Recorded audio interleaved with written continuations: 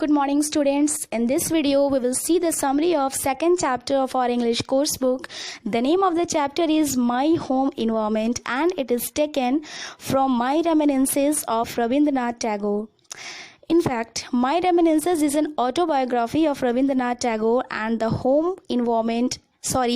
chapter My Home Environment is a part of this book.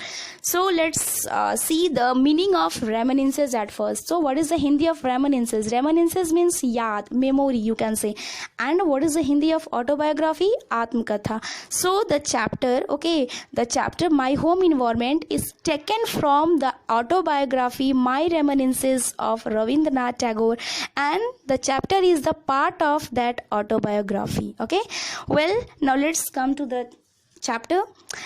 In this chapter, the author recollects the golden memories of his childhood when he used to spend his childhood days with his cousin brothers. So, the author recollects the golden memories of his childhood. इस chapter में author जो है वो अपने golden memories childhood के golden memories को याद करते हैं. Okay, when he used to spend his days with his cousin brothers, जब वो अपने चचेरे भाइयों के साथ अपने बचपन के दिन को गुजारा करते थे. The chapter begins with a description where the author is telling that he had a great advantage during his childhood because there was literary and artistic atmosphere in his house. What the author is saying? Author कहते हैं that उन्हें इस चीज़ का काफ़ी फ़ायदा मिला अपने घर में because there was quite literary and artistic atmosphere. उस समय उनके घर का वातावरण जो था दैट वॉज लिटरेरी मीन्स साहित्यिक एंड आर्टिस्टिक मीन्स कलात्मक.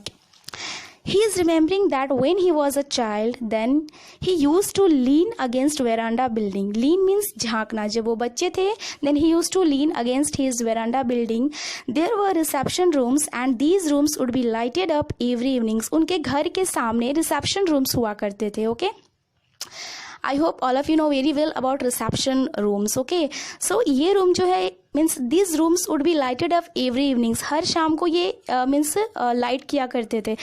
Beautiful carriages would come under the portico, and portico means covering entrance to the building. So beautiful carriages would come under the portico and visitors would be constantly coming and going to. सुंदर you can say carriages means घोड़ा गाड़ी. Okay, so beautiful carriages would come. हर शाम लगभग सुंदर सुंदर carriages means आया करते थे. ओके, एंड विजिटर्स जो थे, आगंतुक जो थे, वो उनका आना जाना लगा रहता था.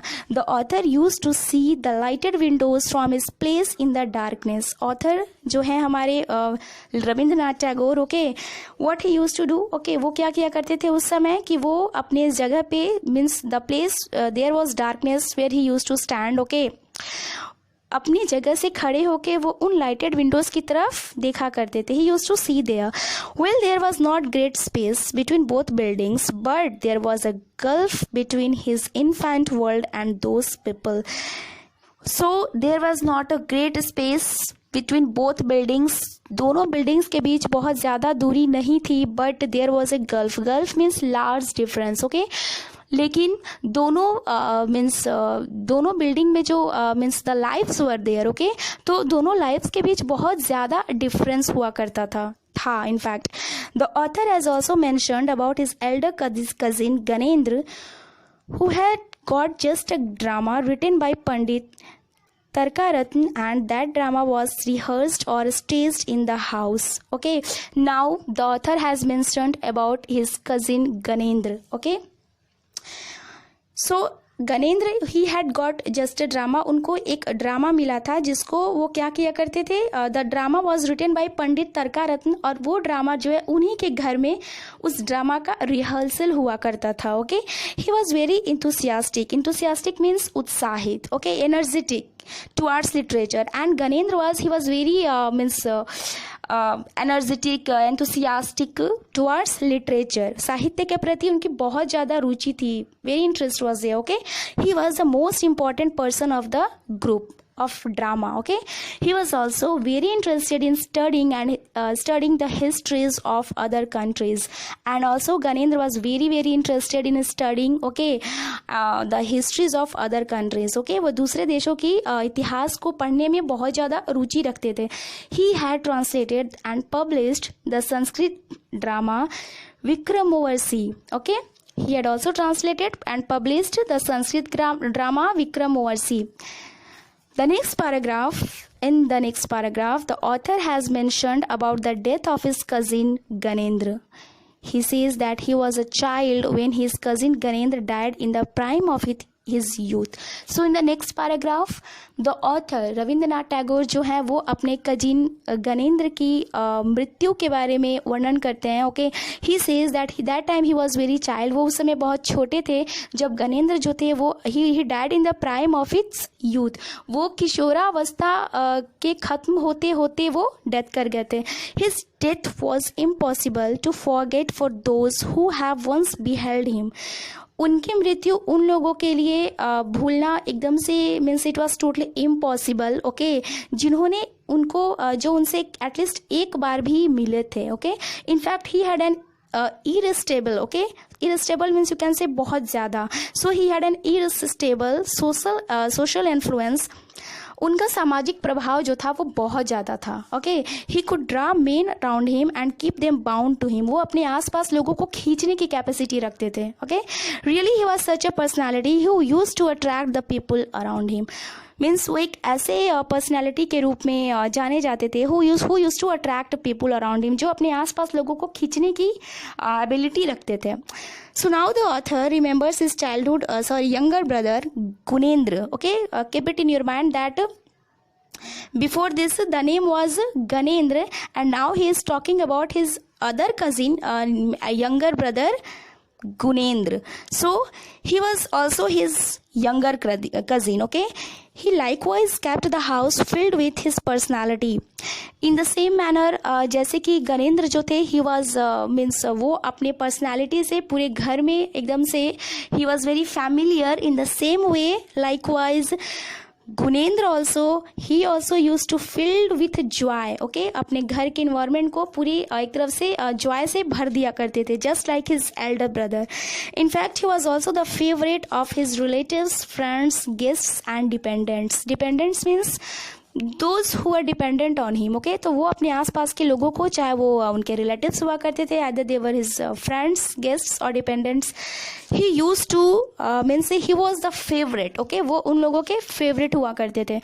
The author says that he was too young to take part in the new ideas of festivity, theatricals or other entertainments in which his cousin Gunendra used to involve himself, but he used to become very happy to see all this. What the author is saying कि उनके cousin गुनेंद्र को जिन जिन चीज़ों में रुचि थी, either it was related to festival, other entertainment, theatricals, okay, theater work, okay, but the author, okay, it was difficult for him to understand about all this. Okay, इन चीज़ों को समझना author के लिए मुश्किल था, but the author was very happy to see all this. उनको ये सब देख के खुशी मिलता था. Okay, खुशी मिलती थी. The author recalls a trifling means a small. So the author recalls a trifling circumstance when he received the special regard of his cousin Ganendra. So what the author is saying that उन्हें एक बार की घटना याद आती है जब उन्हें अपने कजिन गणेंद्र से एक बहुत ही स्पेशल रिगार्ड मिला. Okay, what was the incident? Let's see. He also admitted that he had never got a prize at school except once for good conduct. Okay, the author admits here, author यहाँ पे ये admit करते हैं कि उन्हें कभी भी school में प्राइज नहीं मिला, and he got only once, सिर्फ एक बार उन्हें प्राइज मिला, and when means for good conduct. Okay, good conduct means good behavior, अच्छे behavior के लिए स्कूल में उन्हें बस एक बार ही प्राइज मिला था. He says that once his nephew Satya did well at some examination and was awarded a prize. What did he say? क्या बोलते हैं वो कि एक बार उनकी नेफ्यू सत्या जो हैं she did well at some examination, किसी एग्जामिनेशन में उन्होंने बहुत अच्छा किया, and she was awarded a prize. As he came home he jumped off the carriage to give the great news to his cousin. जैसे ही वो लोग घर पहुंचते हैं वो कैरेज से एकदम से जंप करते हुए उतरते हैं and he ran towards his cousin Ganendra to give the news who was in the garden. उस समय गनेंद्र जो थे वो गार्डन में थे। When he saw him he shouted and ran towards him and gave him the great news of getting her prize. When he saw him okay then he ran towards him, वो उनकी तरफ दौड़ते हैं और जाके उन्हें क्या कहते हैं कि न्यूज़ देते हैं okay that Satya has got a prize. His genuine pleasure at Satya's success seemed to touch his cousin particularly। और उनकी जो खुशी थी ओके मीन्स जो उनके चेहरे पे जो चमक थी सत्या के प्राइज को लेके okay so his cousin Ganendra was very very happy to see this। Means उनके हर्ट को जैसे ये चीज़ टच कर गया। In fact the author was very happy and satisfied with his nephew's Satya's success and was not worried about himself that he hadn't got the prize. In fact जो author है हमारे रविंद्रनाथ टैगोर, उनको अपनी नेफ्यू सत्या के सक्सेस को लेके बहुत ज़्यादा खुशी थी। ही वॉज सेटिस्फाइड ऑल्सो, बहुत ज़्यादा वो संतुष्ट थे and he was not worried, वो इस बात से उनको कोई प्रॉब्लम नहीं था। He was not worried about himself, खुद को लेके उनको कोई चिंता नहीं थी that I haven't got prize, कि मुझे प्राइज नहीं मिला। The author also recalls the moment when he used to show his poetry to his cousin Ganendra. Author जो है वो उन दिनों को भी याद करते हैं जब वो अपने पोइट्री गनेंद्र को दिखाया करते थे, अपने कजिन गनेंद्र को दिखाया करते थे। As we all know that our author R N. Tagore was world's one of the greatest poets and he used to write poems since his childhood. जैसा कि हम सभी जानते हैं that our author was one of the greatest poets okay so he use to write poems since his childhood. वो बचपन से ही पोएम लिखा करते थे। He shows his poetry to his cousin and when in any of his poetry his childishness became too obtrusive. Obtrusive means noticeable, जिसको notice किया जाए। Then he could not restrain his hearty laugh. वो अपने poems अपने cousin गनेंद्र को दिखाया करते थे और कभी कभी उनके पोएम्स में जब बहुत ज़्यादा चाइल्डिशनेस लगता था okay then his cousin Ganendra वो क्या करते थे कि एकदम by heart he used to express his feelings okay with a great laugh, जोर से ठहाके लगा के। He also mentions about an incident when he showed his one of the poem Mother India to his cousin Ganendra, then he expressed his heartiest feelings towards it with the storm of laughter okay. एक बार जो है our author he shows his poem to his cousin Ganendra, the poem was Mother India okay. जब वो poem उन्हें दिखाते हैं तो his expression was full of heartiest feelings. वो बहुत ज़्यादा अपने अंदर से उनके फीलिंग्स आउट होती है गनेंद्र की okay and with the storm of laughter, और जोर से ठहाके लगाते हैं, एक्सप्रेस करते हैं अपनी फीलिंग्स को, मीन्स ही एप्रिशिएटेड ओके, पसंद करते हैं उनके पोएम को। Now the author mentions about his eldest brother who was then busy with his masterpiece, The Dream Journey. Cousin Ganendra would come and sit there for a time every morning.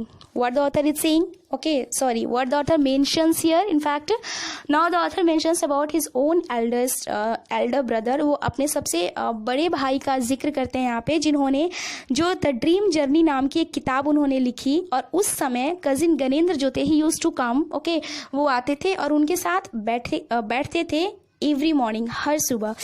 His immense capacity for enjoyment like the breezes of spring helped poetry to sprout. That was the time when his eldest brother was then at the height of his wonderful powers. उस समय when Ganendra used to encourage his eldest brother, he used to support his eldest brother okay, उनके साथ बैठा करते थे जब वो अपनी बुक लिखा करते थे, तो उस समय उनकी पोइट्री को, उनके कंपोजिशन को जैसे कि एक तरह से इंकरेजमेंट मिलता था, पावर मिलता था ओके, अंकुरित होने का मौका मिलता था। Now the author has used the word mujlis okay. Mujlis is a private place where house guests and friends gather for entertainment. In the next paragraph, the author has used a word mujlis. Okay, mujlis एक ऐसे जगह को बोलते हैं जहाँ पे friends, family members, guests, okay, वो इकट्ठे होते हैं entertainment के लिए, just for entertainment. Okay. you can say for get together. The author says that Mujlis was a necessity of that time because neighborly feelings were then too strong. What did the author says here? Author क्या बोलते हैं कि मुजलिस जो है वो उस समय की ज़रूरत थी. Necessity means ज़रूरत, okay? Because neighborly feelings were then so strong. उस समय पड़ोसी के बीच भाईचारा बहुत ही ज़्यादा हुआ करता था. Okay, the author also says that the people nowadays call on each other on business और as a matter of social duty, but they did not gather by the way of mujlis. What did the author say? Okay, author क्या बोलते हैं कि अब के ज़माने में क्या होता है कि लोग मिलते हैं, okay, but they didn't meet with the purpose of entertainment. वो मनोरंजन के उद्देश्य से नहीं मिलते. So they use to meet each other on business purpose. वो बिजनेस के पर्पस से मिलते हैं या फिर सोशल ड्यूटी मीन्स अपने, simply you can say that वो सिर्फ और सिर्फ अपने काम को लेके मिलते हैं. Okay, not by the way of mujlis. Mujlis में जैसा हुआ करता था पुराने ज़माने में, उस व्यू से अब के ज़माने में लोग नहीं मिलते हैं सिंपली इंटरटेनमेंट के लिए. Whenever people of today meet together they generally meet for work. Okay, in fact they have not the time nor are there the same intimate relations. What the author is saying here, you can listen carefully students. The author is saying कि अभी के समय में लोगों के पास ना तो वक्त है एक दूसरे के लिए, neither they have the same intimate relation. ना ही पहले के लोगों की तरह उनके बीच कोई भी नज़दीकियाँ हैं. The author recalls those golden days when the rooms were filled with pleasure, laughter and entertainment. Author जो है उन पुराने दिनों को, उन सुनहरे दिनों को याद करते हैं. when the rooms, जब घर के कमरे जो हैं, okay, they were filled with pleasure, जो खुशियों से, हंसी से और मनोरंजन से भरे होते थे. Okay, Nowadays these all are lacking. अब के समय में इन सारी चीज़ों का अभाव है. Now men still come and go, but those same verandas and room seem empty and deserted. What the author is saying here कि अभी भी लोग आते हैं उसी वेरांडा में, उसी रूम में आते हैं जहाँ पे पहले मुजलिस हुआ करता था, ओके, लगा करता था. बट नाउ अब के समय में क्या है कि पीपल यूज टू कम, लोग आते हैं but they come only for their work, सिर्फ अपने काम के लिए आते हैं. ओके, और अब वो जगह जो है that place seems empty and deserted. वो जगह जो एकदम से खाली खाली लगता है, वीराना लगता है. डिजर्टेड मीन्स वीराना. Still they meet for business और political purposes but never for the pleasure of simply meeting one another. लोग मिलते हैं एक दूसरे से but only for simply for business purpose, political purpose, ठीक है, सामाजिक उद्देश्य से मिलते हैं, राजनीतिक उद्देश्य से मिलते हैं, लेकिन कभी भी एक दूसरे को खुशी बांटने के लिए नहीं मिलते. Okay, when the author looks back into his past then those people seem to have been visitors from some other world. When the last line of this is the last line of the summary of the chapter. What the author is saying here that whenever he look into the past, okay, जब भी वो past की तरफ देखते हैं, okay, then what did he feel? उन्हें कैसा लगता है कि ऐसा लगता है कि उस समय के जो लोग हुआ करते थे they were the visitors of another world, कि उस समय के लोग शायद किसी दूसरी दुनिया से आए हुए व्यक्तियों की तरह ही थे. So dear students, the summary has been completed. I hope all of you have understood very well. So now I am giving you question answer and you will write it in your copy and learn it. Thank you. Good morning students. In this video we will see the summary of second chapter of our English course book. The name of the chapter is My Home Environment and it is taken from My Reminiscences of Rabindranath Tagore. In fact, My Reminiscences